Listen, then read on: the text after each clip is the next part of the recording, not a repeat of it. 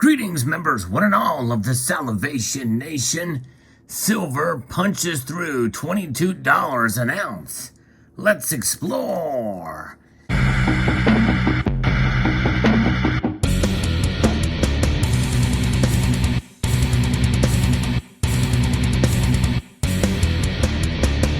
Indeed, that is the price action that we're seeing as of the moment. A little bit of excitement in the markets as we've seen silver climb up over 2.4% as of the recording of this video. Gold is up 1.3%, a solid pickup of over $23 an ounce. In fact, gold is at $18.4160. Silver is sitting right above $22 in the ask price. They're meeting some resistance, but at least there's some positivity in the movement of prices after quite a few days of downward movement in the prices for gold and silver. And what's the reason for it? Well, as is always the case, it's all about the strength of the dollar in comparison to other currencies out there. That's how we measure it, folks.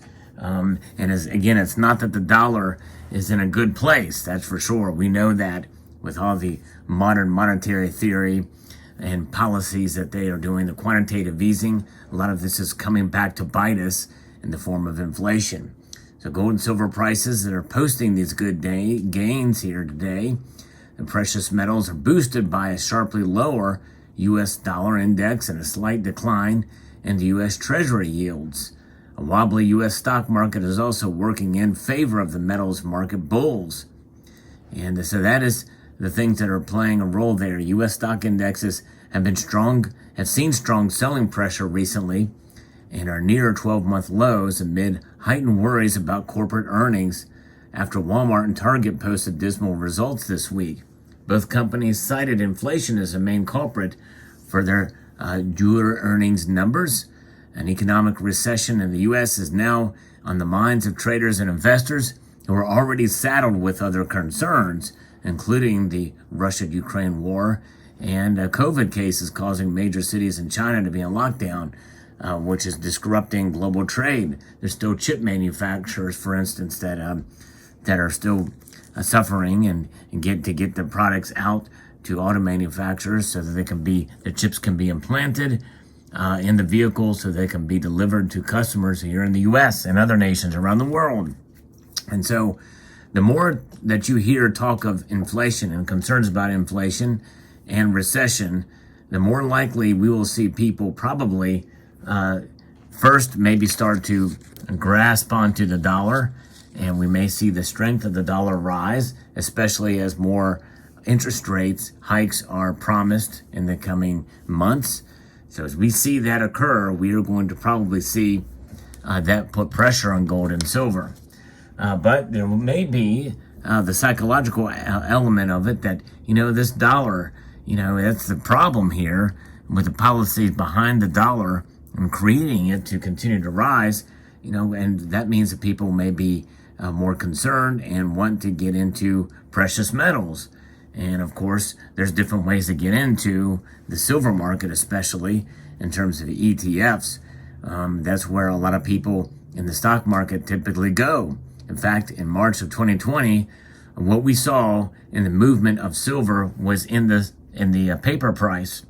People ran to the safety of the cash where they cashed out their SLV and the ETFs and other silver stocks and the like. They ran to the safety of cash as well as obviously other stocks as well too. But when we see the stock market itself, fall dramatically over 1,000 points in a day, it's a concern, even if it's just one day, but there's still concern there with the market. And so that is what is kind of keeping silver and gold alive right now, is people running to it because of the dollar index and, of course, because of treasury yields. What's going to happen in the months ahead? I think we will see a bit of resistance probably around this area for silver, and gold, probably in the $1,900 range. Might be resistance there for gold, but we'll see how it plays out. But sooner or later, there's going to be, I believe, a larger breakout for gold and silver, and maybe even especially for silver. What does that breakout mean? Well, I'm not one to predict these crazy prices for silver, but I'm going to go ahead and stick with my original prediction of $29 silver by the end of the year.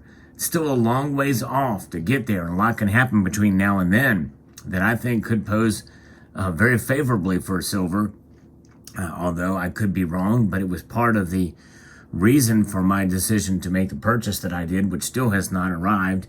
I just got a shipping notification for it, but this is several weeks in the making. I've talked about it in several videos.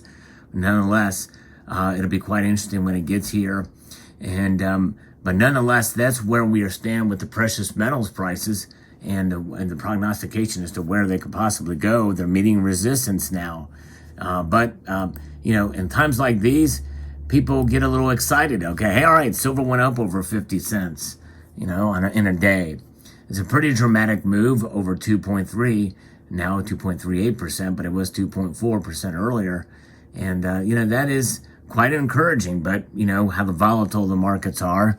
Would not be surprised if we see a role reversal and we see the prices dip again tomorrow. You never know. And that's why there's so much psychology and why it's so hard to predict the markets from day to day, because of where things are and how people react. And also keep in mind that when we talk about ETFs, there's so many derivatives, there's so many of the paper contracts that are not backed by the physical because it's not tested. People don't want the physical in that world, and they want to cash out, literally. They want to go right back into the dollar. They don't want the silver. And so therefore, it's no surprise that there are way more of those derivatives out there. In fact, a number that is usually talked about is on the U.S. Debt Clock website, and that kind of gives us some idea. Some people are a little shaky on the accuracy of this, but they say that there is 331.19 paper contracts to 1 ounce of physical silver out there. At least that is the ratio that they show, and that ratio is describing the number of paper silver ounces traded on the major world silver exchanges divided by the actual world production of silver in ounces. So, we know there's derivatives out there, and we know it's crazy. So to think about 331 paper contracts, and if everybody sold those when they realized there's no silver to back it up, what would the price of silver be then? Or any commodity. Gold has the same thing, but obviously it's much worse, over 3 times worse for the silver markets there, and we'll just have to stare back at these prices for a while and see where things head or where they go. And a lot of times things can be hollow in terms of the markets, in terms of these price movements and the like. But hey, we press on, we move on with our stacking, and we understand that every time we buy an ounce of physical, we pay a premium, and we pay a premium that we should not expect to get back when we go to sell it.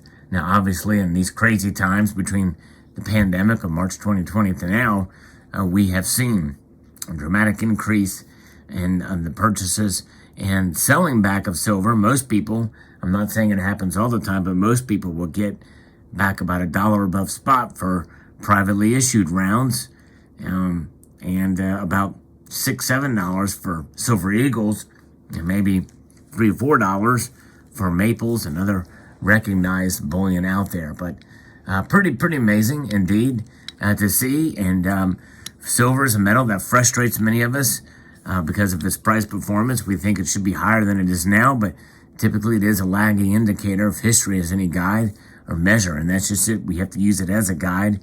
You've heard the old saying that past performance does not predict future performance. Past results do not predict future performance.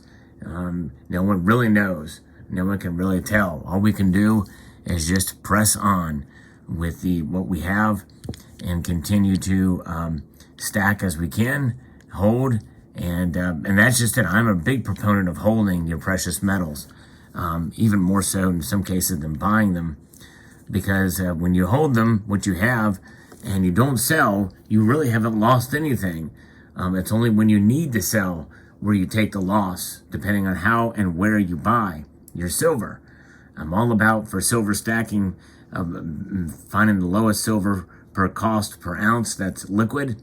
And the examples that you see before you on your screen do not represent that, by the way, because I'm mostly a collector. So a lot of this silver is high premium, except for maybe this piece, which I actually got today. That's right. And but I still paid a lot for it, $5 over, but that's all right. C'est la vie. It is what it is. So there you go. Let me know what your thoughts are in the comment section below. Hope you found this video insightful. I would like to extend a multitude of gratitude to you all for taking the time to watch, and encourage you to please rate, share, comment, and subscribe.